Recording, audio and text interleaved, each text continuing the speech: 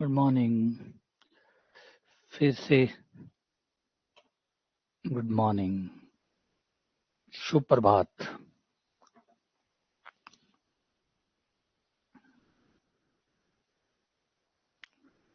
Good morning, good morning.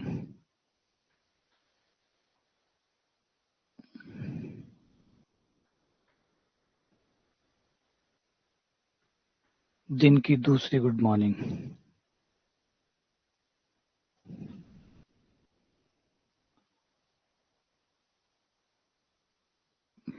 आ जाओ।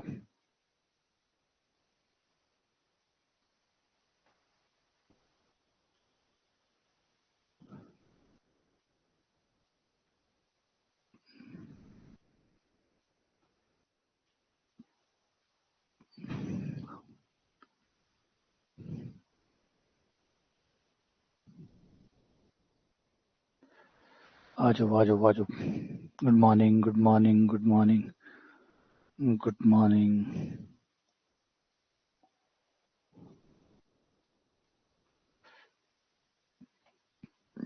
Actually notification की problem ही चल रही है। आपके नहीं, मेरे ख्याल से किसी के भी नहीं आ रहा होगा। और अगर किसी के आ रहा है तो वो भाग्यशाली है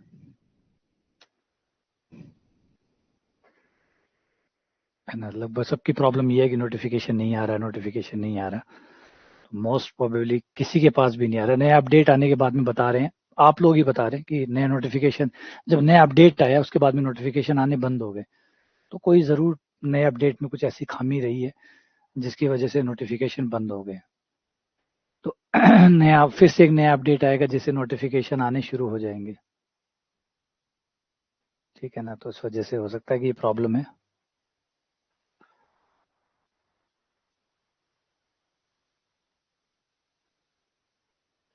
अच्छा, फुलचंद कह रहा है मेरे आ रहे हैं। ठीक है फुलचंद, तुम भाग्यशाली हो।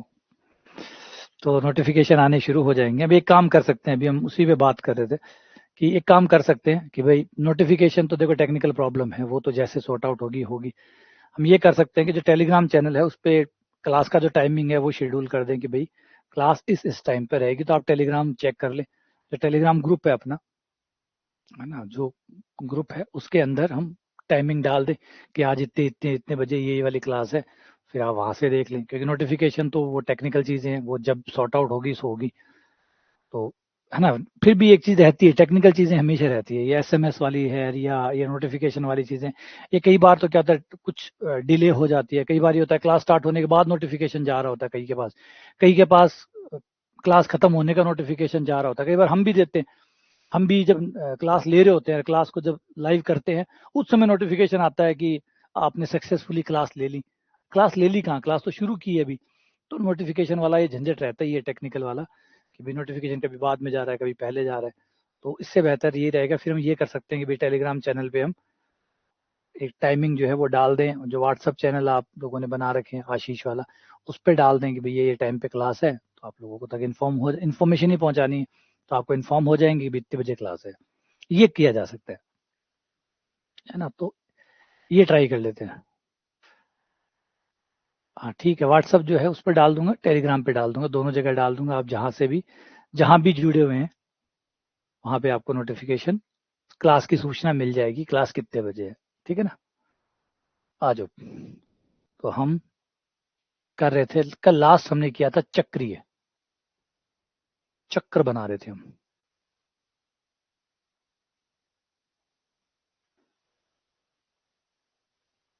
प्रतिबंधित क्रमचय करते हुए हम चक्र तक आ गए थे। ठीक है, अभी चक्र पे थोड़े से सवाल कर लेते हैं जिससे कहानी समझ में आ जाए। एक दो सवाल डाल लेते हैं।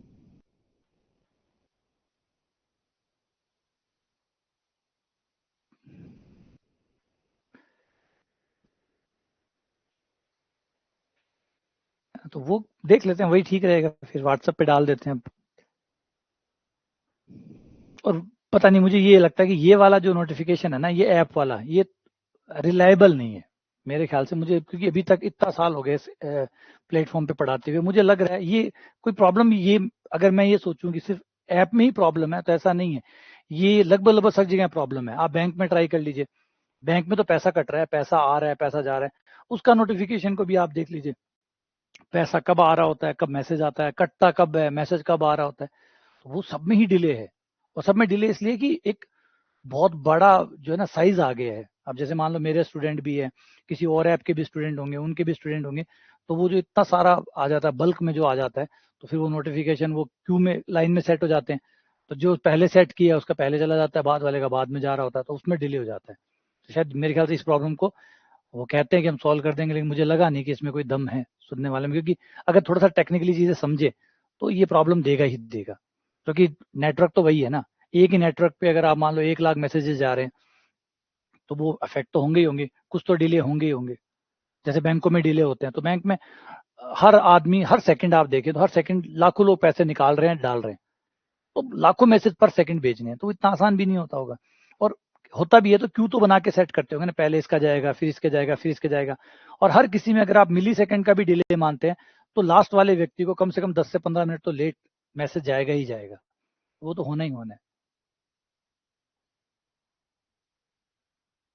आता है क्या? चलो बढ़िया है, फिर तो जो हमारी कंपनी है, टेक्निकल हमारे जो सपोर्टर्स हैं जो हमारे साथ जुड़े हुए हैं, वो फिर अच्छा काम कर रहे हैं मेरे ख्याल से। तो मुझे लगा कि भैया शायद इसमें दम है नहीं बात में, कि वो कह दे कि टेक्निकल हम नोटिफिकेशन साथ में भेज देंगे, क्योंकि मेरे पास तो हमेशा नोटिफिकेशन लेट ही आता है। मेरे पास खुद ही मैं क्लास खत्म कर देता हूँ, उसके कई बार तो आधा घंटा बाद मेरे पास मैसेज आता है कि आपने सक्सेसफुली क्लास ले ली है।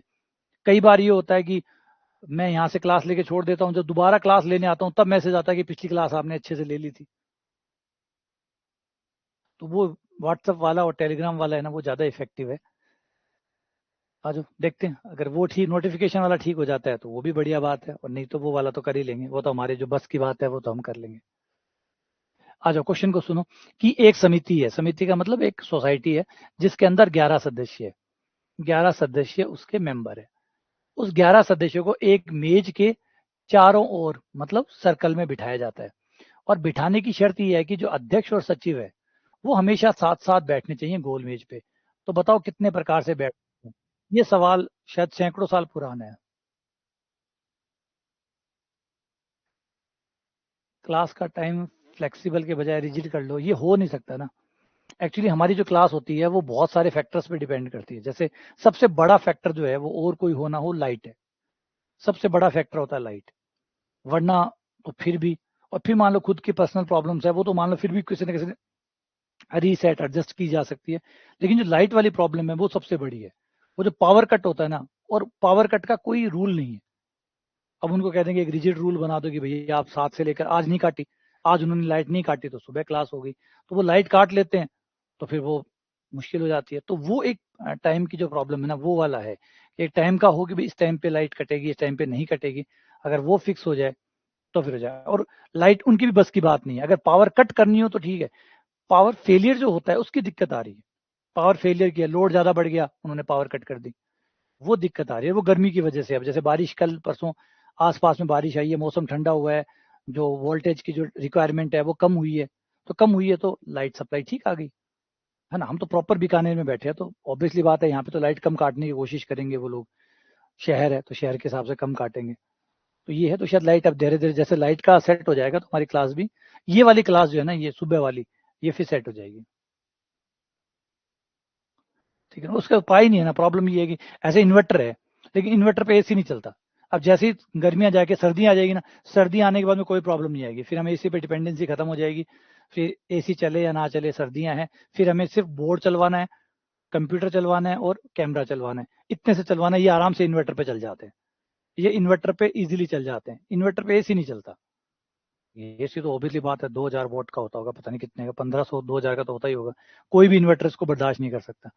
तो ये नहीं चलता, और ये नहीं चलता तो इस कमरे में फिर रह पाना नामुमकिन है।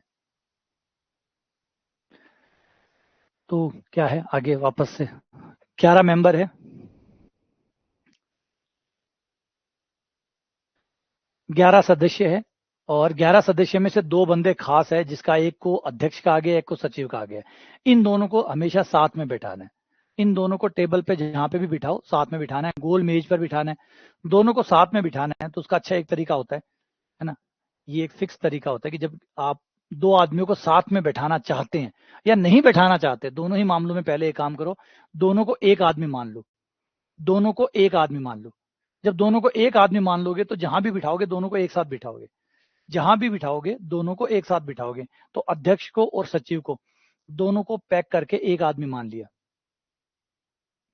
अध्यक्ष और सचिव दोनों मिक्स करके हमने इनको एक आदमी बना दिया। अब ये एक आदमी बन गए तो टोटल 11 आदमी नहीं रहे, टोटल 11 आदमी नहीं रहे, 11 आदमी की बजाय 10 आदमी हो गए, क्योंकि अध्यक्ष और सचिव तो एक हो गए, अध्यक्ष और सचिव एक हो गए तो वो एक आदमी बन गया। तो टोटल आदमी कितने हुए अब, क्योंकि अध्यक्ष और सचिव को एक ही आदमी माने तो आदमी हो गए 10। तो 10 आदमियों को हमें बिठाना है, और 10 आदमियों को जब गोल मेज पर बिठाओगे तो बिठाने के तरीके होते हैं n-1, गोल मेज पर बिठाने के तरीके होते हैं n-1, n-1। पहले तो याद रखिए, 2 आदमियों को आपने एक आदमी माना है, तो 11 की बजाय 10 हो गए, क्योंकि 2 एक हो गए, तो जो 11 अलग अलग थे तो 11 थे, लेकिन वो 2 एक हो गए तो फिर वो 10 ही हुए ना, 11 तो बंदा बना ही नहीं, क्योंकि वो 10वें बंदे में दोनों आ गए। तो इस तरीके से 10 बंदे हो गए। अब 10 बंदों को गोल मेज पे बिठाओगे तो फैक्टोरियल n-1 तरीके होते हैं, तो इसके हिसाब से हो गए फैक्टोरियल 10-1, यानी फैक्टोरियल 9 तरीके से ये लोग गोल मेज के चारों तरफ बैठ सकते हैं गोल मेज पे। अगर ये गोल मेज ना होती और सीधी मेज होती तो तरीके फैक्टोरियल n होते, फिर n-1 नहीं होता। गोल में और सरल रेखा में जो फर्क है वो n-1 और फैक्टोरियल n का है, उसमें फैक्टोरियल n आते हैं, इसमें फैक्टोरियल n-1 आते हैं। तो ये फैक्टोरियल। अब रुको, अब 2 आदमियों को जिनको हमने साथ में जोड़ा था, उनको भी तो ऐसे जोड़ सकते थे ना, यूं और यूं। मतलब इधर अध्यक्ष बैठ जाता, साथ में तो बिठाना ही है, अध्यक्ष यहां बैठ जाता, सचिव यहां बैठ जाता, या सचिव यहां बैठ जाते, अध्यक्ष यहां बैठ जाते। तो इनको भी तो साथ में तो बिठाना ही है, लेकिन साथ में भी तो 2 तरीके से बिठा सकते हैं। तो 2 तरीके इस बात के कि वो दोनों आदमी दाएं बाएं बाएं दाएं बैठ सकते हैं, तो 2 इससे गुणा कर दो, तो ये 2 गुणा फैक्टोरियल 9 हो गया। ये हो गया आंसर। बात समझ में आई या नहीं आई? ये बात समझ में आई या नहीं आई? ये समझ, तो इन पे मेहनत खूब करनी पड़ेगी क्रमचय संचय पर। अगर कम मेहनत करोगे तो क्रमचय संचय बस ऊपर से गयो, ओ यहाँ कोई यहीं बेच ऊपर से, वो टिक्के को नहीं। क्योंकि प्रॉब्लम आई है, जैसे समाकलन है समाकलन देख लो, प्रायिकता देख लो, क्रमचय संचय ले लो, बे टॉपिक है। जिका का टॉपिक पर या तो पूरी मेहनत करी जावे, और या फिर मानो ऊपर ऊपर से थोड़ा थोड़ा पढ़ पढ़ निकाल दो। पेपर में भाग्य साथ देसी तो आज से नहीं आसी तो कोई बात को नहीं, अन मत तो सीरियसली कौन पढ़ देखो हुए ना, एक तरीका हुआ है अपने, क्योंकि ये वो टॉपिक है अन अधूरापन से या अधूरा मन से ध्यान कवर कौन कर सको, या पूरी जान खासी, या तो पूरी जान दो, और नहीं दो तो थोड़ा बहुत सवाल देख लियो, फिर ठीक है बिया का पेपर में आ गया तो निपटा लिया, नहीं तो और गणित घनी पड़ी है भी पर ध्यान देशा। तो इस टाइप से थे निकाल सको दोनों में से कोई तरीको अपनाकर। अच्छा, यही क्वेश्चन अगर चेंज करके आता और ये आता कि दोनों व्यक्ति साथ न बैठे, अध्यक्ष और सचिव साथ में न बैठने के कितने तरीके होंगे? गोल मेज पर अध्यक्ष और सचिव साथ न बैठे, इसके कितने तरीके होंगे? अध्यक्ष और सचिव साथ में ना बैठे, 11-1 नहीं, 11-1 नहीं, 11-1 नहीं, ये देखो ये है इनके, ये मान लो ये 11 आदमी, ये है A1 A2 A3 A4 A5 A6, 11-A7 A8 A9 A10 और A11। आपने यहां क्या किया, आपने यहां पे 2 आदमियों को एक आदमी मान लिया, 2 आदमी को एक आदमी मानते ही अब आपकी संख्या दोबारा से काउंट करो, 1 2 3 4 5 6 7 8 9 और 10। अब आपका एन कितना हुआ? आपका एन हुआ 10, आपका एन कितना हुआ 10, है ना। वो दोनों आपने एक मान लिए, वो दोनों तो आपने एक बना दिए, तो अब एक आदमी हो गया, वो तो जहां बैठेगा वो एक बैठेगा, वो जहां भी बैठेंगे एक साथ बैठेंगे, तो ये 10 आदमी हो गए। अब एन का मान हो गया 10, और फिर 10 को बिठाने का तरीका होता है फैक्टोरियल n-1। ठीक है, ये हो गया फैक्टोरियल 10-1 यानी फैक्टोरियल 9। फिर वो जो 2 आदमी आपने चिपकाए थे, वो 2 आदमियों को भी आप 2 बार कर सकते हैं, तो 2 से उससे गुणा कर दिया, ये हो गया। अब मैं कह रहा हूं क्वेश्चन ये बताओ कि दोनों आदमी, ये जो अध्यक्ष और सचिव है, ये साथ में न बैठे, इसके कितने तरीके हैं? ये दोनों साथ में ना बैठे, उसके तरीकों की संख्या कितनी होगी?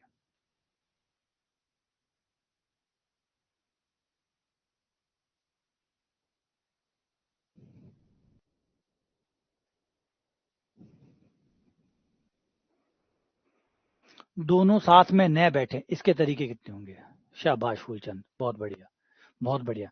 अभी भी थे, फिर से गलती करे था, यहाँ कहीं करो यार, तो गिनती में इतनी गलती क्या करो भाई। जब टोटल बनाओगे तो फिर 10 कैसे हुए? टोटल तो 11 हुए ना। अब तो वो शर्त लागू ही नहीं हो रही साथ में बिठाने वाली। अब 10 कैसे हुए? अब तो 11 ही हुए। अब तो सब अलग अलग हुए, 11 के 11। जब मैं कह रहा हूं टोटल, अगर कुल बना रहे हो तो उसका मतलब हर व्यक्ति को अलग अलग गिनना है। तो कुल तरीके कितने हुए?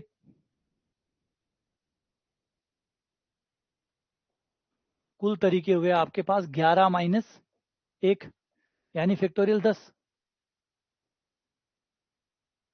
गोल मेज पे बिठाने के कुल तरीके कितने हुए? फैक्टोरियल 10 तरीके हुए। क्योंकि उस समय तो जब कुल तरीके बात करें, कुल तरीके का मतलब है आप कोई शर्त नहीं लगा रहे हो कि ये दो साथ में बैठे, वो नहीं बैठे, वो नहीं बैठे। आप कह रहे हो टोटल बताओ कितने बनेंगे, टोटल कितने बनेंगे। तो टोटल के लिए आपका एन कितना हुआ? टोटल के लिए आपका एन कितना हुआ? 11। क्योंकि अब कोई शर्त नहीं है। देखो टोटल जब आप बोलते हो इसका मतलब कोई शर्त नहीं लगा रहे हो आप फ्री छोड़ रहे हो। जितने बन सकते हैं बनाओ, सारे सारे बनाओ, सारे बनाओ। शर्त तो लगाई नहीं। एक तो आप टोटल बोल रहे हो, फिर आप कह रहे हो शर्त लगा रहा हूँ। शर्त कहाँ है? शर्त में टोटल कैसे आता है? टोटल का मतलब कोई शर्त नहीं है। जितने बन सकते हैं सब बनाओ। अध्यक्ष को कहीं बैठाओ, सचिव को कहीं बैठाओ, टोटल बनाओ। तो टोटल हो गए फैक्टोरियल 10। अब साथ में बैठने के तरीके ये रहे, टोटल ये रहे, दोनों को घटा दो। साथ में न बैठने के, अध्यक्ष एवं सचिव के साथ न बैठने के तरीके।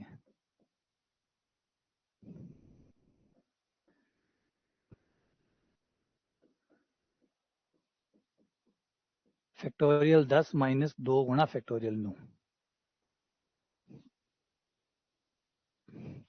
10 बाहर, ये हो गया 9। फैक्टोरियल 9 कॉमन, 10 माइनस 2, 8 गुणा फैक्टोरियल 9। 8 गुणा फैक्टोरियल 9।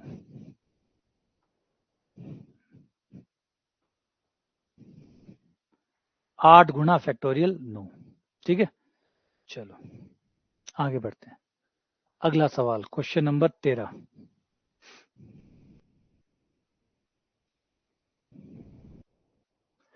चार लड़कों को एक वर्ताकार मेज के चारों तरफ 4 विभिन्न रंगों की कुर्सियों पर बिठाना है। 4 कुर्सियां अलग अलग कलर की है। कुर्सियों के कलर अलग अलग प्रकार के, 4 कलर है कुर्सियों के। अब बताओ कि कितने प्रकार से बिठाया जा सकता है। 4 बच्चे हैं, 4 लड़के हैं, उनको वर्ताकार मेज पर बिठाना है। और जिन कुर्सियों पर बिठाना है वो कुर्सियां भी कलरमय है, रंगमय है। कुर्सियों के भी कलर है।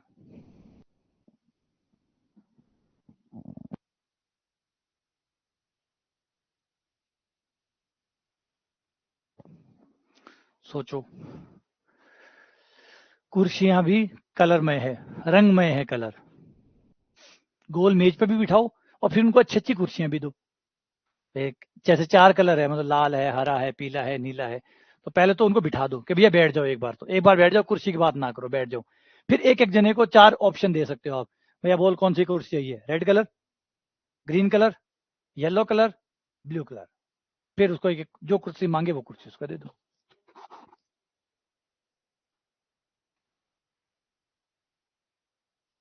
ठीक है,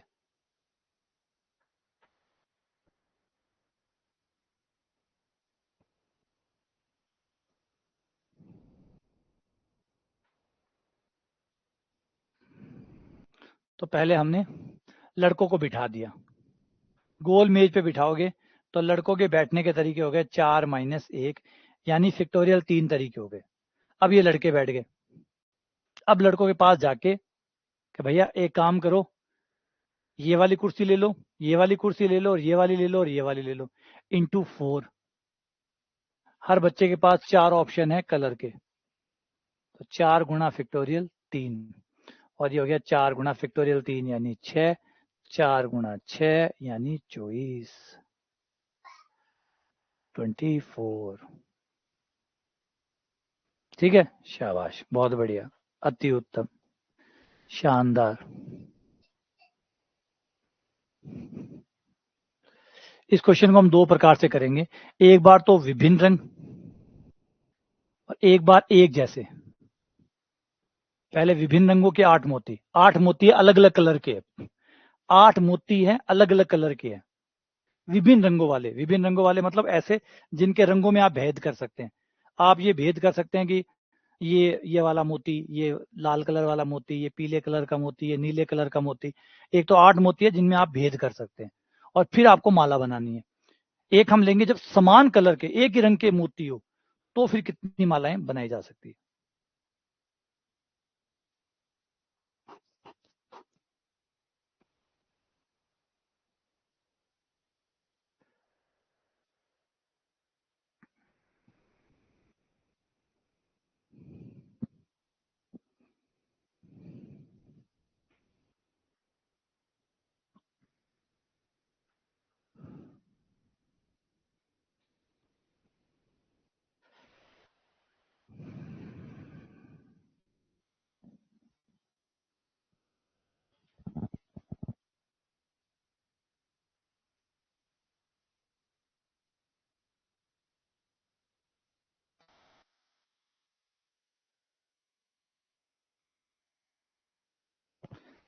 देखो, जब विभिन्न रंग है मतलब रंग अलग अलग है, जब रंग अलग अलग है यानी आप डिफ्रेंशिएट कर सकते हैं। आप इस बात में डिफ्रेंशिएट कर सकते हैं, इस बात में अंतर कर सकते हैं। विभिन्न रंग है मतलब अंतर किया जा सकता है।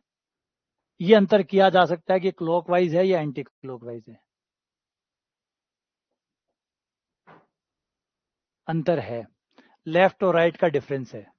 लेफ्ट और राइट का डिफरेंस है तो हमारे पास जैसे लड़कों को बिठाते हैं उस तरीके का सवाल हो गया। एक तरह से अंतर किया जा सकता है, मतलब 8 मोती और 8 लड़कों में क्या फर्क है। फिर जब अंतर ही किया जा सकता है तो 8 मोती और 8, अगर मोती अलग अलग प्रकार के, तो जैसे लड़के होते हैं, लड़के 8 लड़के होंगे तो 8 प्रकार के होंगे, अलग अलग नाम होंगे, अलग अलग पहचान होगी, अलग अलग दिखते होंगे। तो 8 लड़के ले लो चाहे 8 मोती ले लो, अगर मोती अलग अलग है, मोती अगर अलग अलग है तो वो 8 लड़कों की तरह काम करेंगे, 8 लड़कों की तरह काम करेंगे। और उनको बिठाने के तरीके कितने होंगे, 8 - 1 यानी फैक्टोरियल 7, और फैक्टोरियल 7 यानी 5040।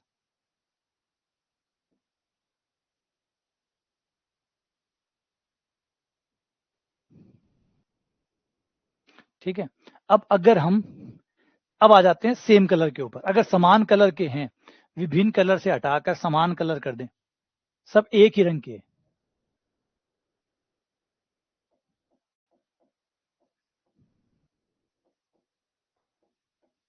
अब एक ही रंग के हैं तो फिर ये पता करना मुश्किल हो जाएगा कि लेफ्ट कौन सा है राइट कौन सा है, लेफ्ट कौन सा है राइट कौन सा है। देखो इससे फर्क समझो कि हरा,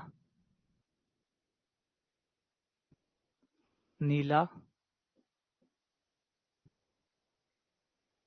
और लाल ऐसे लिखे हुए हैं, मैंने ऐसे लिख दिए।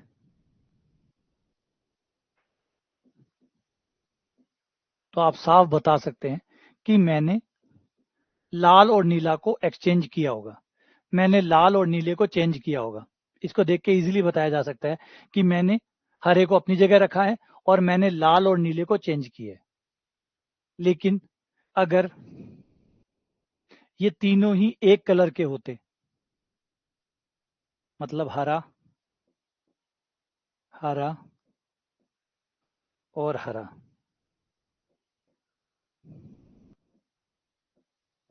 हरा, हरा और हरा, क्या बता सकते हो मैंने बदला या नहीं बदला।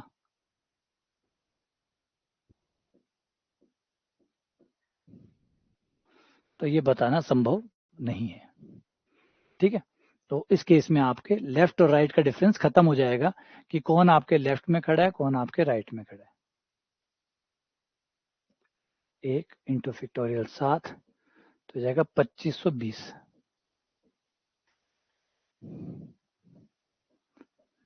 ये अच्छा, इस केस के लिए तो ये वाला आंसर हो गया और उसके लिए वो हो जाएगा।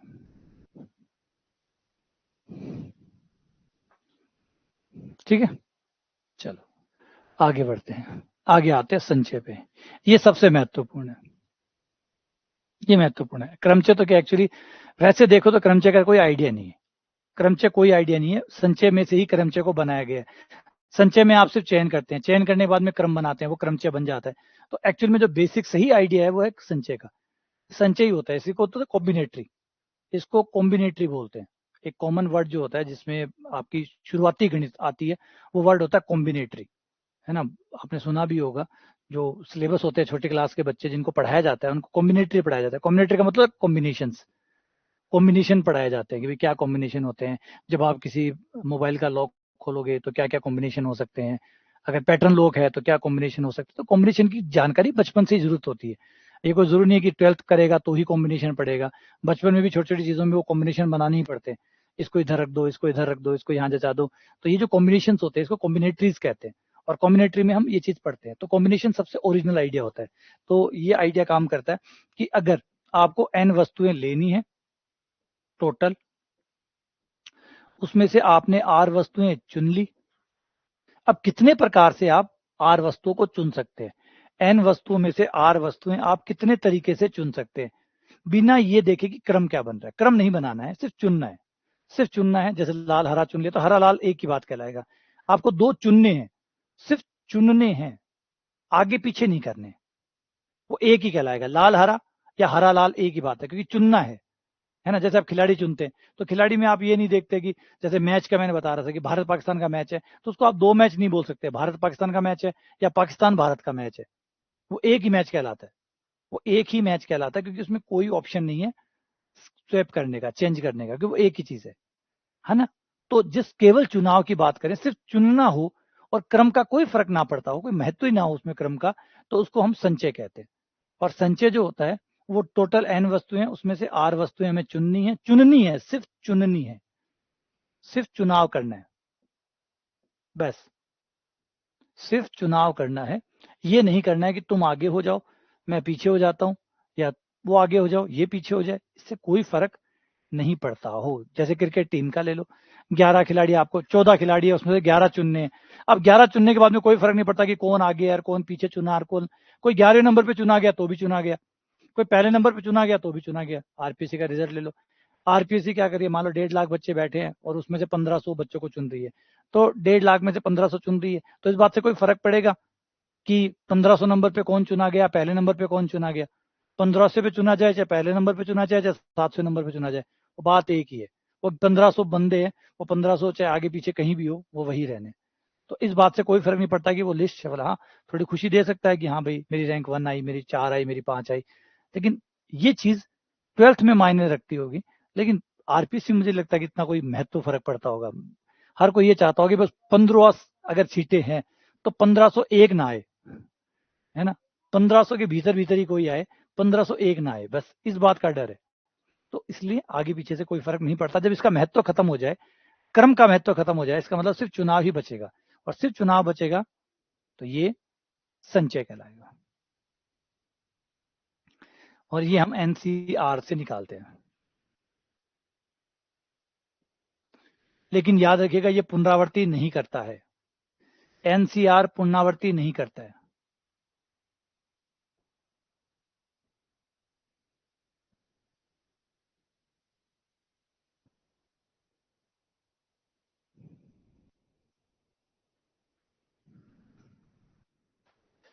नहीं, आप वाले में नहीं होता। नॉर्मली जो बाकी आईआईटी वाले ना, आईआईटी में आप जाइए, नीट में आप जाइए, वहां पे आपको रैंक का लड़ाई ज्यादा दिखती है, रैंक की लड़ाई बहुत ज्यादा चलती है। और यही अगर आप आईएएस में देखें, सिविल सर्विसेज में, वहां पे भी आपको रैंक की लड़ाई ज्यादा नजर आएगी। वहां पे आपको कई बच्चे ऐसे मिल जाएंगे जिनका सिलेक्शन हो चुका है ऑलरेडी, लेकिन रैंक नीचे आई थी, इस वजह से वो दोबारा कर रहे हैं, इस वजह से दोबारा कर रहे हैं कि उनकी रैंक कम आई थी।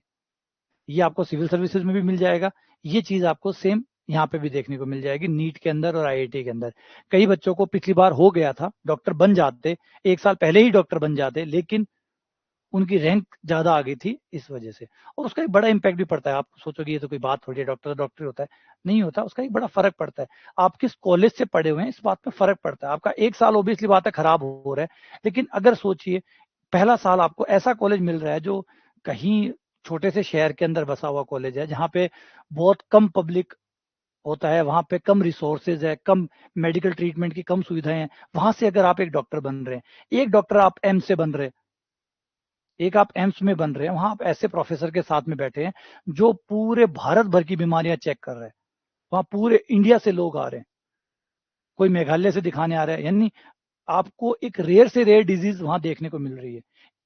तो सोचिए, वो वहां वो डॉक्टर 4 साल में ही बन जाता या 5 साल में बन जाता, वहां वो 1 साल पीछे हो गया, 6 साल में डॉक्टर बना, लेकिन वो डॉक्टर फार बेटर है, वो फार बेटर है, वो एक्सपोजर उसे कभी भी वहां नहीं मिलता अगर वो वहां चला जाता। तो अगर हम सोचे कि वो बेवकूफ लोग हैं जो रैंक आने के बाद भी डॉक्टर नहीं बने रहे, 1 साल आगे तैयारी कर रहे हैं, उसका एक बड़ा कारण होता है, वो होता है जो आपको मिलने वाला है, आगे जो मिलने वाला है वो बहुत महत्वपूर्ण है, वो बहुत ज्यादा महत्वपूर्ण है, वो फिर बाद में आपको कोई नहीं सिखा सकता।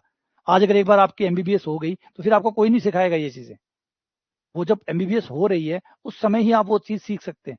तो अगर आप बेहतर कॉलेज में गए तो आपको बेहतर प्रोफेसर मिलेंगे, बहुत बेहतर ही जो कलीग्स होंगे, आपके फ्रेंड्स होंगे, उनका सर्कल अच्छा मिलेगा। अब आप सोचिए, अगर मान लीजिए बीकानेर के मेडिकल कॉलेज से आप एमबीबीएस करते हैं, तो सर्कल भी तो आपको यहाँ का ही मिलेगा ना, सर्कल भी तो आपको यहाँ का ही मिलेगा, यहाँ के सर्कल में यहाँ के लोग ही मिलेंगे। अगर आप एम्स दिल्ली से पढ़ते हैं तो आपके पूरे भारत के डॉक्टर आपको मिलेंगे, पूरे भारत के डॉक्टर मिलेंगे, प्लस आपके जो कलीग्स होंगे वो कोई मेघालय से होगा, कोई त्रिपुरा से होगा, कोई तमिलनाडु से होगा, कोई सिक्किम से होगा, कोई राजस्थान से होगा, कोई गुजरात से होगा। यानी अगर आपका पूरा बैच मान लो 50 बच्चों का है, तो 50 बच्चों में लगभग पूरा भारत आ जाएगा, पूरा भारत आपको मिलेगा, आपके 50 दोस्त 50 अलग अलग जगह से देखने को मिलेंगे आपको। ये वैरायटी क्या ये आपको यहाँ मिल सकती है? नहीं। और कहीं भी कुछ भी मानिए, एक भी बहुत बड़ा सच है कि आप कहीं भी पढ़ते हो, किससे भी पढ़ते हो, लेकिन आपका जो आसपास का इन्वायरमेंट होता है, शेप आपको हमेशा बस वही करता है। शेप आपको, आपके शेप में सबसे बड़ा रोल अगर किसी का है तो वो आपके इन्वायरमेंट का है। अगर आपका इन्वायरमेंट हेल्दी नहीं है तो आप चाहे कहीं पढ़ लो, किसी जगह पढ़ लो, बहुत कम चांसेस है कि आप कुछ बड़ा अच्छा कर पाएंगे। जैसे छोटा सा एग्जांपल के लिए सुंदर पिचाई को आप इंडिया में रख लेते, बना देते गूगल का सीईओ, गूगल का सीईओ बना देते, सत्य नाडेला को इंडिया में रख लेते, बना देते माइक्रोसॉफ्ट का सीईओ। तो यही एक महत्वपूर्ण चीज है कि आपका जो इन्वायरमेंट है वो बहुत बड़ा रोल प्ले करता है।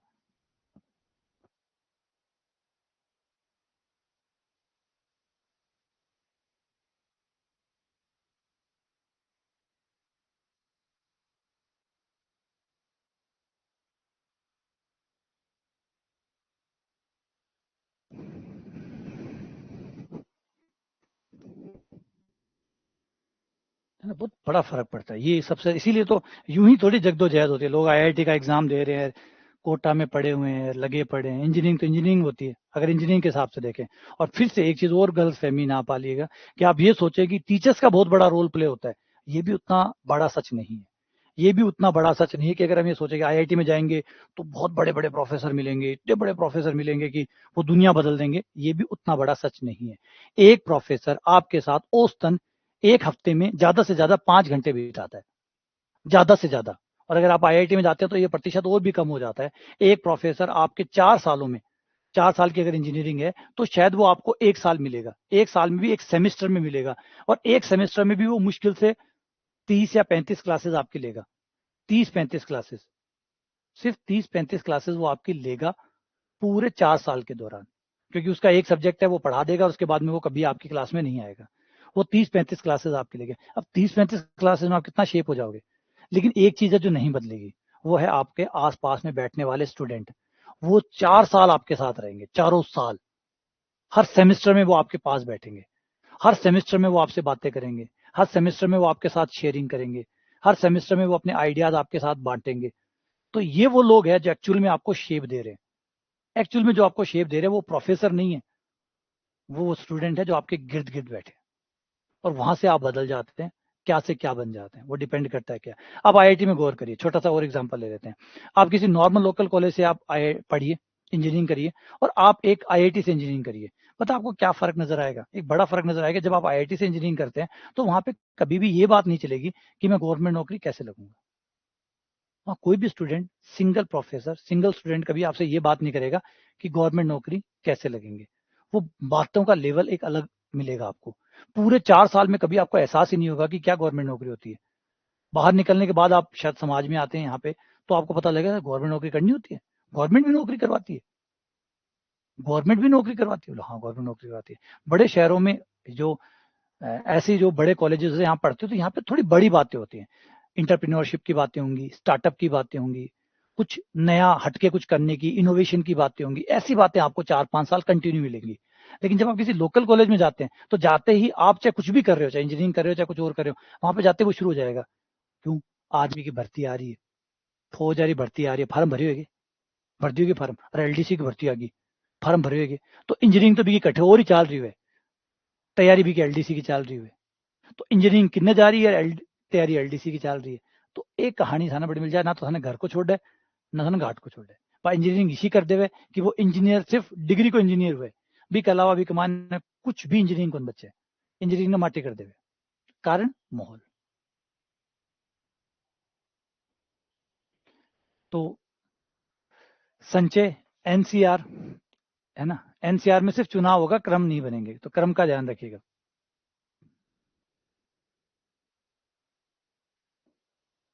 Factorial N,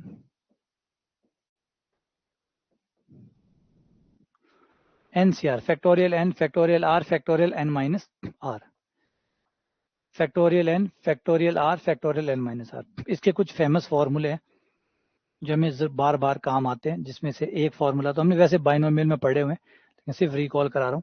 NC0 plus NC1 plus NC2 से लेकर NCN तक का जोड़ 2 की पावर n होता है। एक इस फॉर्मूले की हमें जरूरत पड़ेगी, 2 की पावर n होता है। दूसरा होता है कि NCR बराबर होता है NCN minus R, n minus R. Number 3, अगर NCX बराबर NCY हो तो या तो x बराबर y होगा या x प्लस वाई बराबर n होगा।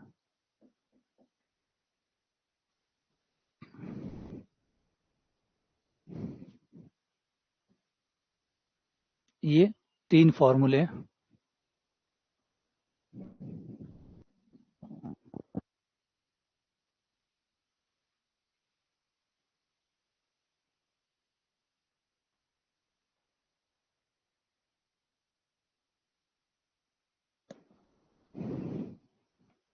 ठीक है, आ जाओ,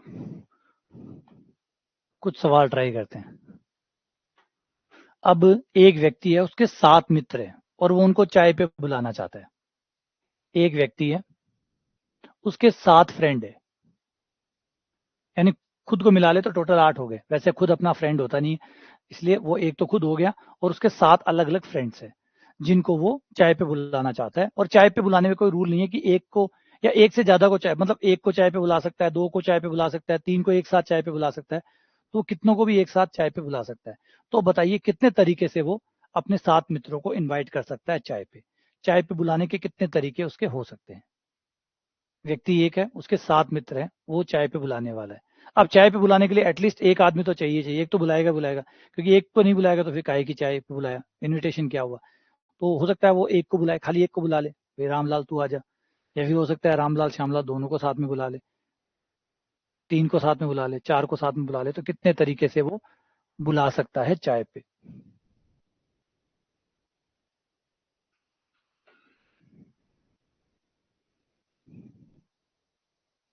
नहीं, ये मैं इस मामले में मैं काफ़ी भाग्यशाली रहा। मैंने जब इंजीनियरिंग की थी तो मैंने कभी गवर्नमेंट जॉब के बारे में नहीं सुना था। अजीब लगेगा आपको आज, आप कई जन मुझे पूछते सर आपने गवर्नमेंट जॉब की तैयारी नहीं की। इसका बड़ा कारण है कि मैं जिस इंजीनियरिंग कॉलेज से पढ़ा था, इससे पहले पहली बात तो मैं हरियाणा से पढ़ा था। मेरी पहली जो एजुकेशन, शुरुआती एजुकेशन 10 तक की हुई थी वो हरियाणा में हुई थी। वहाँ पे गवर्नमेंट जॉब और ये नहीं होता।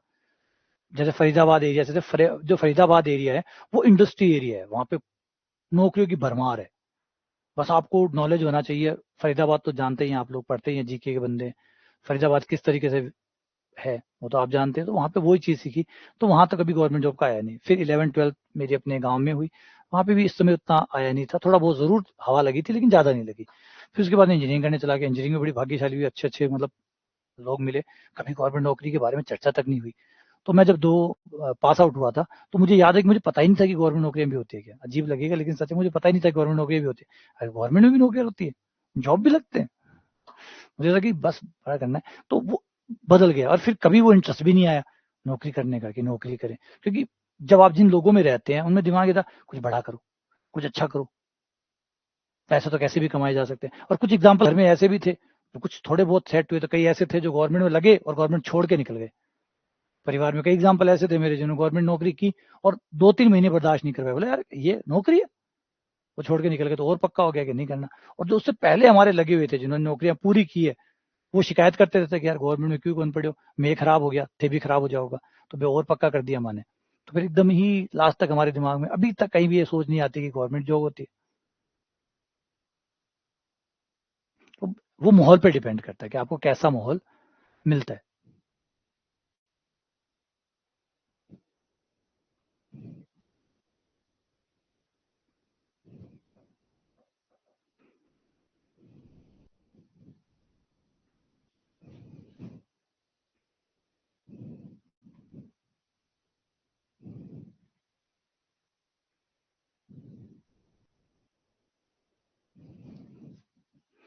तो पहले काम करते हैं, पहले एक बंदे को चाय पे बुलाते हैं। 7 है, 7 में से किसी एक बंदे को चुनो और चाय पे बुलाओ। 7 बंदे हैं, 7 बंदे में से एक बंदे को चुनो और चाय पे बुलाओ कि तू आजा चाय पे।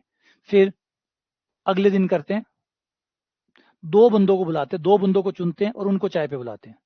फिर 3 बंदों को चुनते हैं, उनको चाय पे बुलाते हैं।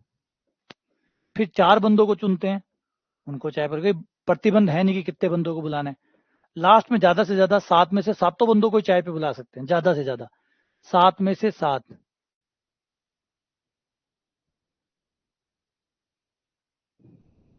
7C1, 7C2, 7C3, 7C4 and dash dash. ये हो गया और ये बन गया आपका। अब मैं इसके अंदर एक पद कम पड़ रहा है, वो अगर मैं मिला दूं 7C0, इससे मेरा फॉर्मूला बन जाएगा। और 7C0 जोड़ दिया तो 7C0 घटा भी दिया। और ये 7C0 से 7C7 तक है, तो ये 2 की पावर 7 हो गया, माइनस 7C0 का मान 1। तो आंसर हो गया 2 की पावर 7 माइनस 1, यानी 128 माइनस 127, टोटल हो गया 127। 127 तरीकों से ये चाय पे बुला सकता है। 127 तरीकों से वो चाय पे बुला सकता है। देखो 3 इडियट्स में मूवी में डायलॉग आता है ना कि आप काबिल बनिए। अगर आप काबिल बन जाएंगे तो कोई चीज आपको प्रभावित नहीं कर पाएगी। एक बार जब आपके अंदर काबिलियत आ जाएगी तो आपको ये समझ में आ जाएगा, टोटल गेम जो है ना वो पैसा कमाने का है। सारा खेल सिर्फ पैसा कमाने का है। अगर आप पैसा कमाना सीख गए हैं तो कोई चीज आपको प्रभावित नहीं कर सकती। गवर्नमेंट नौकरी भी जस्ट एक जरिया है पैसे कमाने का। कोई परचून की दुकान खोल के बैठा है तो उसका भी जरिया वही है कि पैसा कमाना है। कोई सब्जी का ठेला लगा रहा है, कोई पकौड़ी तल रहा है, जो भी यहाँ कर रहा है, अगर आप इसमें कोई एक अगर बेसिक देखें तो वो है कि हर कोई पैसा कमा रहा है और अपना जीवन निर्वहन कर रहा है। यही वो एक सच है। अब इसको छोटा बड़ा ये बहुत बड़ा और वो बहुत छोटा, और इस तरीके से देखोगे तो दुनिया में कोई जॉब ऐसी नहीं है जो सबसे बड़ी हो। ट्राई करके देख लो। आप सेकंड ग्रेड लगोगे, आपसे ऊपर कोई फर्स्ट ग्रेड में होगा। आप फर्स्ट ग्रेड लगोगे, आपके ऊपर कॉलेज लेक्चरर होगा। आप कॉलेज लेक्चरर लगोगे, आपके ऊपर आरएस बैठे होंगे। आपके ऊपर प्रिंसिपल बैठा होगा। आपके ऊपर और अधिकारी बैठे होंगे। आप आरएस लगोगे, आपके ऊपर आईएएस बैठे होंगे। आप आईएएस बनोगे, आपके ऊपर एमएलए बैठे होंगे। आप एमएलए बनेंगे तो आपके ऊपर एमपी बैठे होंगे, मुख्यमंत्री बैठे होंगे। आप एमपी बनोगे, आपके ऊपर प्रधानमंत्री बैठा होगा। आप प्रधानमंत्री बनोगे, आपके ऊपर जनता बैठी होगी, विपक्ष बैठा होगा जो हर टाइम आपकी खिंचाई कर रहा होगा। तो कहीं चले जाओ आप, आपके ऊपर भी लोग हैं और आपके नीचे भी लोग हैं। तो कहीं ऐसा नहीं है जहाँ पे आपको एब्सोल्यूट वैल्यू मिल जाएगी कि अब आपको कोई कुछ नहीं कहने वाला, बर्दाश्त करना ही पड़ेगा। ठीक है, तो ये 127 हो गया। ये तो क्लियर तो आ गया समझ में। अब 7 मित्र आ गए, है ना। 7 मित्र में से मान लो 2 मित्र वाला केस ले लेते हैं। ये 2 मित्र वाला केस ले लिया। 7 में से इसने 2 मित्र चुने, राम और श्याम। क्या अब ये 2 फर्क पड़ सकता है कि राम और श्याम को चाय पे बुला ले, ये एक बात होगी, और श्याम और राम को चाय पे बुला ले, ये दूसरी बात होगी। क्या ये 2 बातें अलग अलग है? राम और श्याम को चाय पे बुलाए या श्याम और राम को चाय पे बुलाए, ये 2 बातें एक है या अलग अलग है? एक ही है। राम श्याम को चाय पे बुलाओ चाहे श्याम राम को चाय पे बुलाओ, इस बातों का आगे पीछे से कोई फर्क नहीं पड़ता। तो कोई फर्क नहीं पड़ता मतलब क्रमचय नहीं है, सिर्फ चुनाव है। सिर्फ 7 में से 2 चुनने हैं, उसके बाद में फिर आगे जाना नहीं है कि तू पहले यार तू बाद में आ, वैसा कुछ यहाँ नहीं है। तो सिर्फ सी का उपयोग होगा, सिर्फ संचय होगा। जब ये होता कि 2 को बुलाया है, फिर आगे पीछे करने का फर्क पड़ता, तो फिर हम चाहते कि क्रमचय है। नहीं, आगे पीछे का कोई फर्क नहीं है, 2 को बुला लिया बस, 2 को बुला लिया, फिर 2 में आगे पीछे करने की जरूरत नहीं है।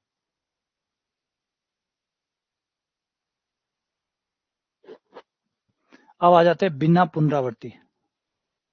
बिना पुनरावृत्ति तो मैं बता चुका कि जो ये एनसीआर होता है, एनसीआर होता है ये पुनरावृत्ति नहीं करता। एनसीआर जो होता है वो पुनरावृत्ति नहीं करता, ये हर बार आपके अलग जोड़े बनाता है, हर बार अलग जोड़े बनाता है। इस जोड़े में कभी रिपीटेशन नहीं होता, कभी भी रिपीट नहीं होता, कोई भी चीज रिपीट नहीं होती। हर चीज का जोड़ा बना रहे हैं, मान लीजिए 3 चीजें हैं आपके पास और 3 में से आप 2 चीजें चुन रहे हैं और जोड़े बना रहे हैं, तो जोड़ों की संख्या आ जाएगी फैक्टोरियल 3। वैसे खोलें डायरेक्ट तो ये आ जाएगा 3 गुणा 2, 2 बार उल्टा 2 बार सीधा, 1 गुणा 2 तो आगे 3। तो ये क्या करेगा, आपके जो 3 जोड़े बना रहा है उसमें किसी प्रकार का रिपीट नहीं करेगा, कुछ भी चीज रिपीट नहीं होगी। यानी जैसे एबीसी आपने लिया तो इसने 3 में से 2 चुनने, तो 3 में से ये 2 चुन लिए, ठीक है। या फिर ये 2 चुन लिए, या फिर ये 2 चुन लिए, तो इसने कोई भी रिपीट नहीं किए। ऐसा नहीं है कि एक ही बॉक्स में आपको बी 2 बार मिल रहा है, एक ही बॉक्स में आपको ए 2 बार मिल रहा है, ऐसे नहीं है। हर चीज को सिर्फ एक बार इस्तेमाल किए, हर चीज को एक बार है। जैसे ए बी सी में ए बी चुना तो ए बी को एक ए को एक बी को यूज किया। ऐसा नहीं कि ए को 2 बार यूज कर लिया, बी को 2 बार यूज कर लिया, सी को 2 बार यूज कर लिया, ऐसा नहीं किया है। हर चीज को सिर्फ एक ही बार काम में लिया है। अगर 3 में से 2 चुने हैं तो उन 2 को एक एक बार काम में लिया है।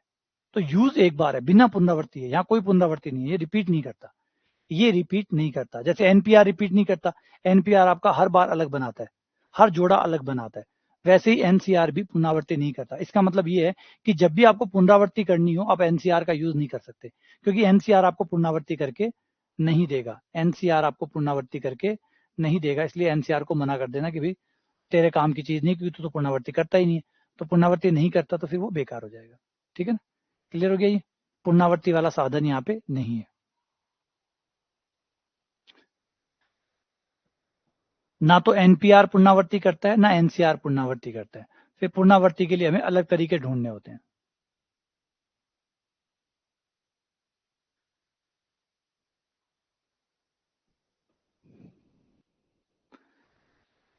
पंद्रह सी 3R, 15CR+3, तो R का मान होगा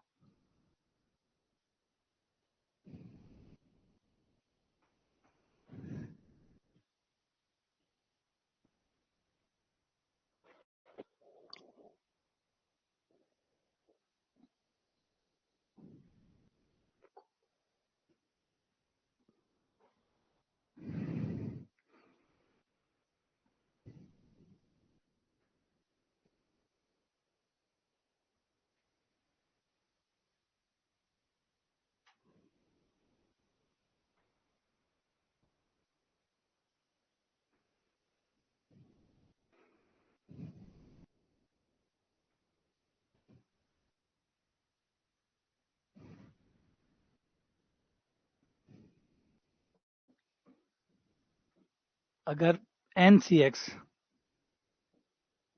बराबर हो NCY,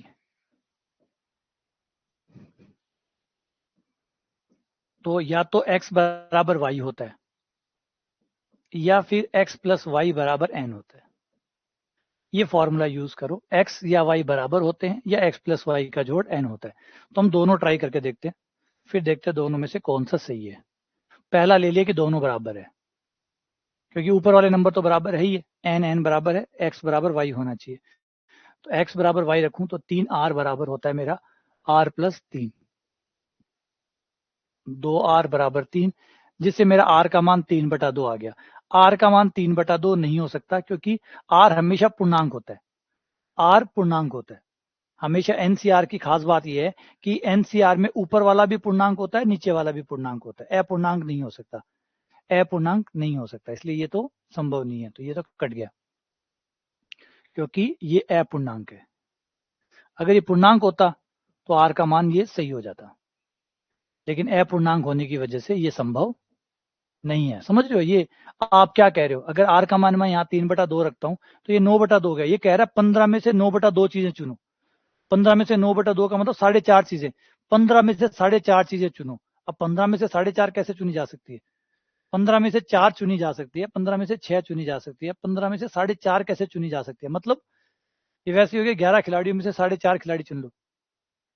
11 खिलाड़ी में से 4.5 मतलब 4 तो पूरे चुन लो, एक खिलाड़ी को आधा रख लो, आधा छोड़ दो। फिर उसमें भी होगा कौन सा आधा रख लो, कौन सा आधा छोड़ दो। पहली बात तो आधा करना है ना, आधा करना, आधो तय किया हुआ है कि एक आदमी में आधो कट्ठे हुए, फिर आधो कर भी दियो तो कौन सो आधो राख है। मान लो जल्लाद बनी गया, कसाई बनी गया एकदम बुरी तरह, काटना तैयार हाँ, गणित के लिए एक कुर्बानी सही, मान लो काट भी ले तो भी कंफ्यूज हो जावा कि कौन सो आधो रखा और कौन सो आधो छोड़ा, है ना। और फिर वो आधो सर्वाइव क्या कर सी, वो आधो जिको आप लेर जाए वो सर्वाइव क्या कर सी बेचारो। और फिर आपने ऊपर 302 लाख सी कौन लाख सी। हाँ, अच्छा अब याद आ गया, हाँ, वो बात ठीक है, अब बात याद आ गई, ऐसा होता है क्रिकेट में, ऐसे होता था क्रिकेट में, जब बचपन में खेलता ना तो कोई खिलाड़ी मतलब जैसे टोटल 9 खिलाड़ी हो गए, 9 खिलाड़ी हो गए, 4-4 खिलाड़ी करते हैं। तो उसमें क्या करते हैं कि वो जो 9वां खिलाड़ी होता है, अब उसको या तो आधा आधा बांटो, आधा आधा तो बंट नहीं सकता, तो उस 9वें खिलाड़ी के लिए वो जो एक्स्ट्रा खिलाड़ी होता है उसके लिए एक्स्ट्रा रूल होते हैं, है ना। उस एक्स्ट्रा खिलाड़ी के लिए एक्स्ट्रा रूल होते हैं कि जब फील्डिंग होगी तो वो फील्डिंग करेगा, जब बैटिंग होगी तो वो बैटिंग करेगा, मतलब वो दोनों टीम से बैटिंग करेगा और दोनों टीम से वो फील्डिंग करेगा, दोनों टीम से वो बैटिंग करेगा, दोनों ही टीम से वो फील्डिंग करेगा। वो ठीक भी लागतो, आ चीज ठीक लागती, बिना मजा आ जाता, पर फील्डिंग तो थोड़ी 2 बार करनी पड़ती, बात तो दिक्कत थी, लेकिन बैटिंग 2 बार मिलती, एक बार इनली टीम से और एक बार इनली टीम से। तो दूसरा है सेकंड वाला,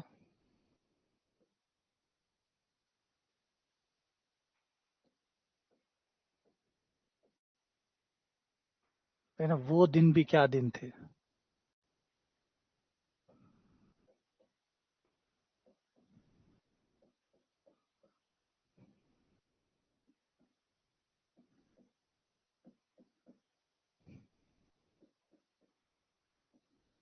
R = 3 ये चल जाएगा।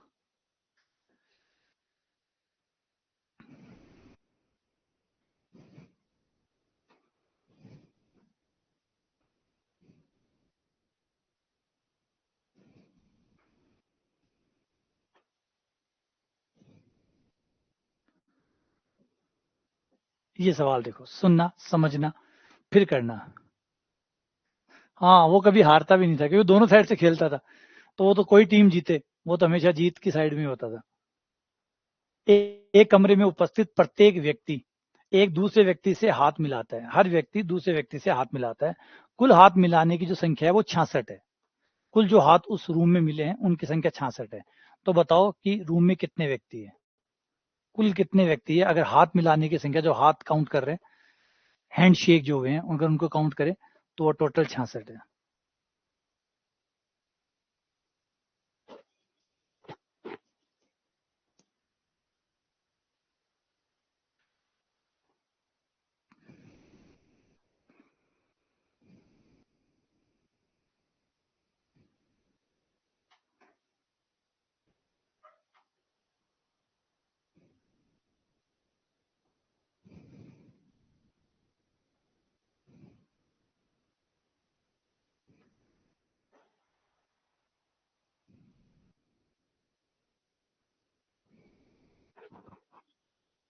देखो, कर लिया।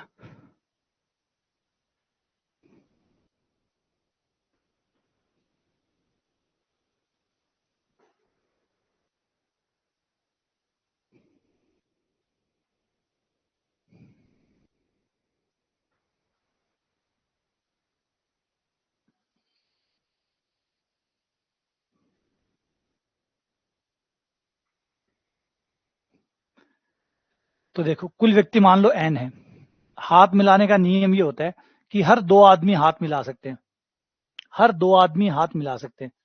हाथ मिलाने में क्या होता है कि हर 2 आदमी हाथ मिलाते हैं, मतलब आपको एन में से 2-2 के जोड़े बनाने, 2-2 के जोड़े बनाएंगे, वो 2-2 के जोड़े बनाओ या हाथ मिलवाओ, बात तो वही है। 2-2 के जोड़े बनवाओ, हाथ मिलाओ, गणित इतना बारीक डिफरेंस क्रिएट नहीं करता कि भैया 2 के जोड़े बना दो, चाहे 2 से हाथ मिलवा दो, फिर वो आपकी मर्जी है, फिर गले मिलवा लो चाहे उनको, गणित के लिए वो कोई खास फर्क नहीं है, वो गले मिलेंगे तब भी वो, हाथ मिल रहे हैं तो भी, और मतलब नाराज वेड़ा सागे खड़े हैं तो भी ठीक है, वो दो दो के जोड़े बना देगा। बाद में वही संख्या कि दो दो के जोड़े बनाने वाली बात वही है, दो दो को गले मिलाने वाली बात भी वही है, दो दो को हाथ मिलाने वाली बात है, दो दो की लड़ाई करवा दो, मैच करवा दो, वो सब एक ही बात है। उन दोनों को टेनिस खिलवा दो, उन दोनों को चेस खिलवा दो, उन दोनों की लड़ाई करवा दो, उन दोनों से हाथ मिलवा दो, उन लोगों के गले मिलवा दो। गणित को इससे कोई फर्क नहीं होगा, गणित तो आपको दो दो के जोड़े बना के दे देगी। तो हमें दो दो के जोड़े बनाने हैं, बाकी वो हाथ मिलाना भी वही है, गले पड़ना भी वही है और गले मिलना भी वही है। तो n व्यक्तियों में से दो दो व्यक्तियों के जोड़े बनाने हैं और क्वेश्चन के हिसाब से ये 66 है ना। हाँ, थप्पड़ मरवा लो, ये थप्पड़ मार दो बे, दो जी थप्पड़ दो जी, क्योंकि वो एक मारी वो दूसरो मारी, दो थप्पड़ो जी, गला मिलना तो ठीक है, वो एक में ही काम सर जी। तो n में से दो को चुनने के तरीके और क्वेश्चन के हिसाब से वो 66 है। 66 हो गए। तो ऊपर वाले को उल्टा चलाओ, नीचे वाले को सीधा चलाओ, बराबर 66। अब बाय ऑप्शन ट्राई कर सकते हो कि कौन सा ऑप्शन सही होगा, या सॉल्व करना चाहो तो सॉल्व कर सकते हो। वज्र गुणा करने पर n स्क्वायर n बराबर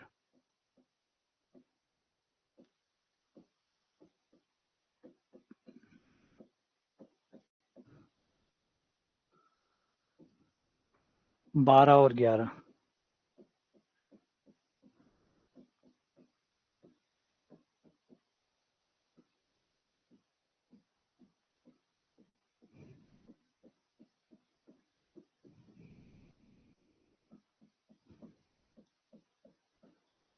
माइनस के 11,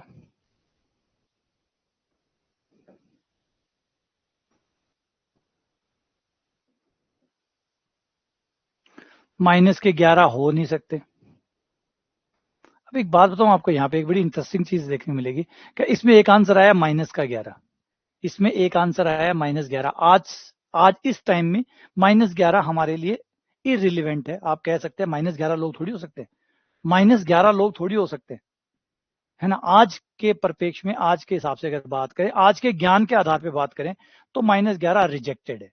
ये वैसे ही रिजेक्टेड है, अगर आज से 100 या 150 साल पहले अगर आयटा आया होगा, आज से अगर 150 साल पहले या 200 साल पहले आयटा आया होगा, तो लोगों ने कैसे रिजेक्ट किया होगा कि ये तो हमारे रियल नंबर का है ही नहीं, तो ये रिजेक्ट। तो उस समय रिजेक्ट कर दिया, लेकिन उस समय रिजेक्ट करने से क्या वो रिजेक्ट हो गया, क्या वो आगे नहीं आया? तो सेम यहाँ पे भी एक चीज ये है कि अगर गणित आंसर दे रही है -11, आज के हिसाब से -11 गलत है। क्यों? क्योंकि व्यक्तियों की संख्या तो माइनस में नहीं हो सकती, व्यक्तियों की संख्या तो, आज हमारी समझ ये कहते हैं कि व्यक्तियों की संख्या तो प्लस में ही होती है, वो तो माइनस में हो नहीं सकती, इसलिए 12 सही है और -11 गलत है। लेकिन जो आज के लिए गलत है, क्या वो 20 साल बाद भी गलत रहेगा? जवाब है नहीं। क्या पता कुछ और समझ विकसित हो जाए हमारी, और आज जो -11 गलत है, कल ये -11 सही भी हो, और हम कोई और समझा रहा हो कि -11 का क्या अर्थ है, यहाँ पे जो -11 है इसका अर्थ क्या है। तो जो आज के परिप्रेक्ष्य में गलत है, वो इसलिए कि आज का जो ज्ञान है वो उतना ही ज्ञान है, तो उस ज्ञान के अनुसार ये गलत है। तो गलत की परिभाषा भी लोकल परिभाषा है, आज के लिए गलत है, आज के लिए गलत है। 2024 के लिए ये बात गलत है कि व्यक्तियों की संख्या -11 नहीं हो सकती। आज के प्राप्त किए हुए ज्ञान तक, अभी तक प्राप्त किए गए ज्ञान के अनुसार व्यक्तियों की संख्या -11 नहीं हो सकती। ये वैसा ही है जैसे आज से अगर हम 2-3 हजार साल पीछे जाएं, तो कोई कहे -11, तो हम कहेंगे -11 कोई नंबर ही नहीं होता, +11 ही नंबर होता है, -11 नहीं होता। लेकिन क्या -11 हुआ नहीं? हुआ। आने वाले टाइम में कोई आके समझाएगा, कोई आप में से कोई आके समझाएगा कि इस यहाँ पे -11 का अर्थ ये है, सही ना। देखो कितनी बड़ी चीज है ये, गणित आंसर दे रही है ना, यूं ही नहीं दे रही है। अगर गणित आंसर दे रही है तो ऑब्वियसली बात है उसको कुछ है, कुछ तो है दया, कुछ तो है दया, इसके अंदर कुछ तो है। अब वो कुछ है, वो आने वाले समय में निकल के आएगा कि क्या है ये। कोई हमसे ज्यादा बुद्धिमान, ज्यादा समझदार, कोई दुनिया को अलग तरीके से देखने वाला व्यक्ति आके हमें समझा के जाएगा कि -11 क्या है ना। ठीक है। हाँ, बिना फॉर्म डायरेक्ट n का मान रख के भी सॉल्व कर सकते थे।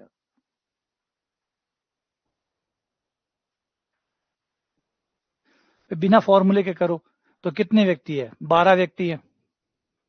12 व्यक्ति है, n व्यक्ति है, ऐसे ले लो, टोटल n व्यक्ति है। हर व्यक्ति अपने आप से तो हाथ मिला नहीं सकता, हर व्यक्ति अपने आप से तो हाथ मिला नहीं सकता। तो मैं अगर उन n व्यक्तियों में हूं तो मैं अपने आप से तो हाथ मिलाऊंगा नहीं, मैं बचे हुए लोगों से हाथ मिलाऊंगा। तो मैं एक व्यक्ति कितने लोगों से हाथ मिला सकता है? n-1 से, क्योंकि अपने आप को तो छोड़ना पड़ेगा, अपने आप को तो छोड़ना पड़ेगा, क्योंकि अपने आप से तो कोई हाथ मिला नहीं सकता। तो अपने आप को छोड़कर बचे हुए लोग कितने हो गए? n-1। तो एक व्यक्ति कितने हाथ मिलाएगा? n-1। टोटल कितने व्यक्ति है? n व्यक्ति। तो टोटल हाथ कितने मिलेंगे? n into n-1। ये हो गया। लेकिन इसमें गलती होगी, क्योंकि जब मैंने किसी से हाथ मिलाया वो एक काउंट हो गया, उसने मुझसे हाथ मिलाया वो भी तो एक ही होगा, वो दो थोड़ी होंगे। तो ये सारी चीजें डबल हो गई है, इसलिए 2 का भाग देके इसको सेट कर लो। 2 का भाग क्यों दिया है?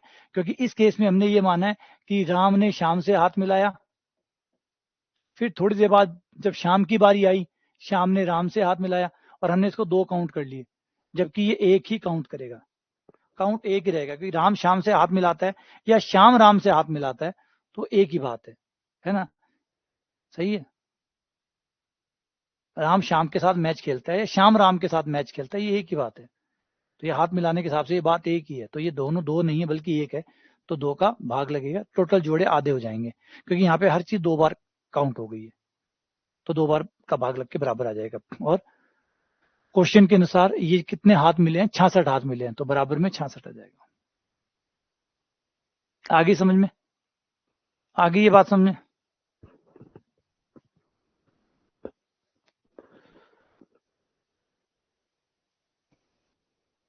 नहीं, एआई पॉसिबल नहीं कर सकता, एआई इसको कभी पॉसिबल नहीं करेगा, पॉसिबल इंसान ही करेगा। हम ही पॉसिबल करेंगे, एआई इसको पॉसिबल नहीं करेगा। एआई के पास अभी वो चीज नहीं है कि वो उतना गहराई से उतना डीप ड्राइव कर सके।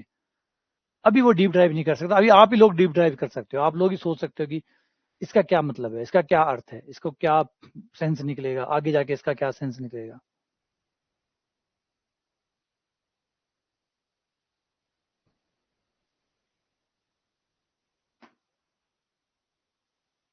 अब करते हैं पुनरावृत्ति। कुछ ऐसे एग्जाम्पल लेते हैं जिसमें पुनरावृत्ति हो, मतलब ये बात अलाउड हो कि भाई आप रिपीट कर सकते हो, जाओ और रिपीट कर लो, जाओ रिपीट कर लो, मतलब पुनरावृत्ति कर लो। एक चीज को आप कई बार काम में ले सकते हो, एक ही चीज को अब आप कई बार काम में ले सकते हैं। हमें कोई पुनरावृत्ति की बाध्यता नहीं है कि कौन सी चीज कितनी बार आपने काम में ली है, जितनी बार काम में लेना चाहो उतनी बार काम में ले सकते हो। तो ये चीज अलाउड हो जाएगी। तो पुनरावृत्ति के साथ क्रमचय, तो ये सोच लेना एनसीआर बंद हो गया, एनसीआर काम नहीं करेगा, क्योंकि एनसीआर के रूल के खिलाफ है पुनरावृत्ति करना। ये पुनरावृत्ति करता नहीं है, और हमारे सवाल में पुनरावृत्ति डिमांड कर रहा है कि पुनरावृत्ति करो। अब पुनरावृत्ति करो तो ये तो करता नहीं है, ये तो जो भी आपको नंबर देता है एनसीआर करके वो हमेशा बिना पुनरावृत्ति वाले उत्तर होते हैं, और सवाल हमें कह रहा है पुनरावृत्ति करो, तो इसका मतलब एनसीआर काम नहीं करेगा। ठीक है, तो एनसीआर की सीमाएं समाप्त हो गई है। जैसे इस क्वेश्चन में आ जाओ, गणित के एक प्रश्न में, हाँ अब 1 मिनट यहाँ और समझ लो, कहीं इतिहास हो लोगे एनसीआर एकदम ही बंद हो गया, एकदम बंद को नहीं हो, एकदम बंद को नहीं है, को नहीं एकदम ही आप आके देना एनसीआर का हाथ ही कौन लगाऊंगा, यहाँ को नहीं एनसीआर का हाथ कौन लगाऊंगा। लेकिन एनसीआर से याद ये पुनरावृत्ति नहीं करता।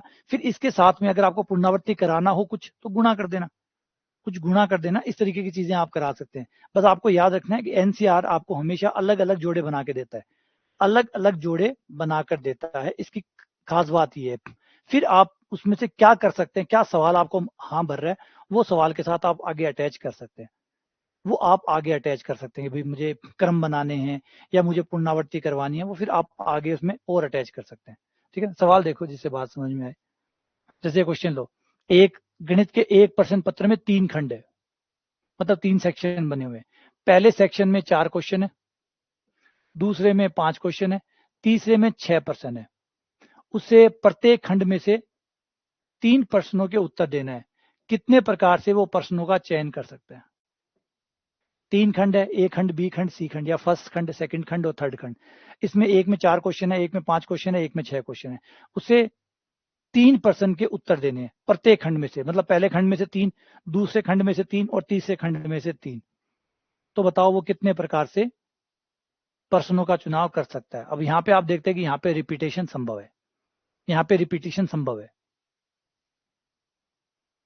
ठीक है। 3 खंड है, पहले खंड से आपको 3 क्वेश्चन चुनने, कोई भी 3 चुन सकते हो, कोई भी 3 क्वेश्चन, 4 में से कोई भी 3 क्वेश्चन आप चुन सकते हो, पहले खंड में जाएगा, है ना। जैसे ए सेक्शन मान लो, ए सेक्शन पे गया, 4 क्वेश्चन थे, 4 क्वेश्चन में से 3 क्वेश्चन चुन लिए। अब यहां ये बात जरूर है कि ये फर्क नहीं पड़ेगा कि ये सेक्शन ए है और सेक्शन ए का में 4 क्वेश्चन है, तो 1 2 3 4। अगर किसी ने पहला और दूसरा क्वेश्चन कर लिया तो ये एक ही बात मानी जाएगी, पहला दूसरा क्वेश्चन करना या दूसरा पहला क्वेश्चन करना एक ही बात मानी जाएगी, कोई फर्क नहीं पड़ेगा उसने फर्स्ट 2 किया या 2 1 किया। मतलब दूसरा क्वेश्चन पहले अटेम्प्ट कर लिया, पहला बाद में अटेम्प्ट कर लिया, या पहला अटेम्प्ट कर लिया, दूसरा बाद में अटेम्प्ट कर लिया, ये बात एक ही है, क्योंकि इसमें क्रम का कोई फर्क नहीं पड़ता। आप पेपर में क्वेश्चन अटेम्प्ट करते हो, आपने पहले 15 क्वेश्चन अटेम्प्ट किया फिर पहला अटेम्प्ट किया, इससे क्या फर्क पड़ता है, या पहले पहला किया फिर 15 किया, वो बात एक ही कहलाती है, क्योंकि इसमें क्रम का कोई लेना देना ही नहीं है ना। तो ये फर्क नहीं पड़ेगा। अब बताओ कितने प्रकार से वो क्वेश्चनों को अटेंड कर सकता है।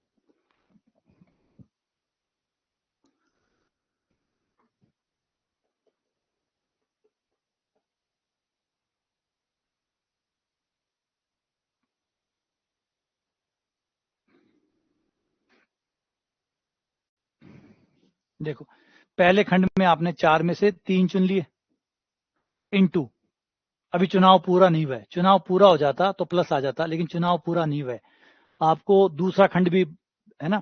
ऐसा तो नहीं था जब पेपर आप दे के आते हैं, तो पेपर दे के आते हैं तो उसी पेपर में ए सेक्शन के भी, बी सेक्शन के भी, सी के तीनों के क्वेश्चन करने पड़ते हैं। ऐसे थोड़ी है कि ए का पेपर देने आप मंडे आ गए, बी का पेपर देने के लिए अगले दिन आ गए, सी खंड का पेपर देने तीसरे दिन आ गए।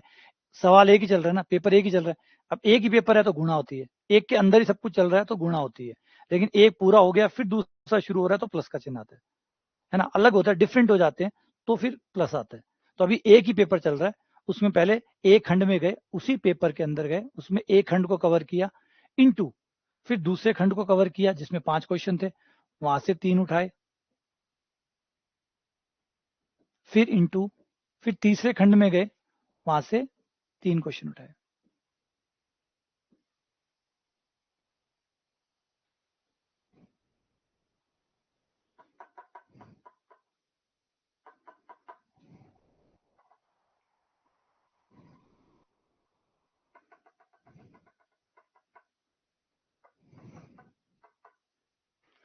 अब इसे सॉल्व करोगे, 4C3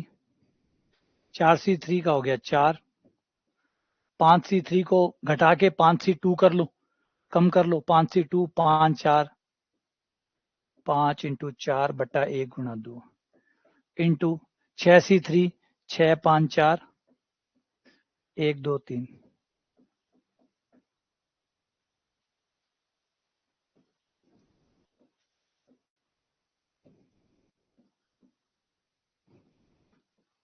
और आगे 800।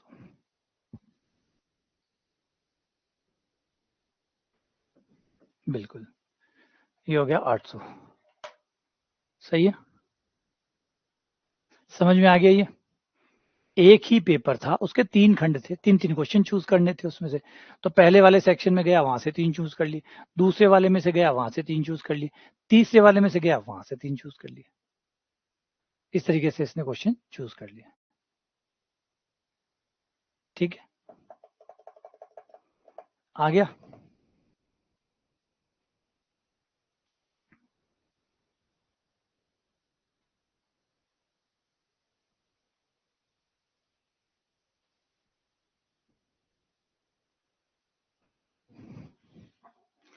ठीक है, ऐड नहीं करना होता। थोड़ा ऐड वाले को समझो यार। ऐड वाले में एक ही चीज के अंदर जब पूरा सवाल चल रहा है ना, तो गुणा होता है। अभी देखो एक ही पेपर है, पेपर एक ही है, कोई ये नहीं कि अलग पेपर है, एक पेपर के अंदर ही ये सब कुछ है। तो पहले आप 4 में से 3 चुनोगे, फिर 5 में से 3 चुनोगे, फिर 6 में से 3 चुनोगे।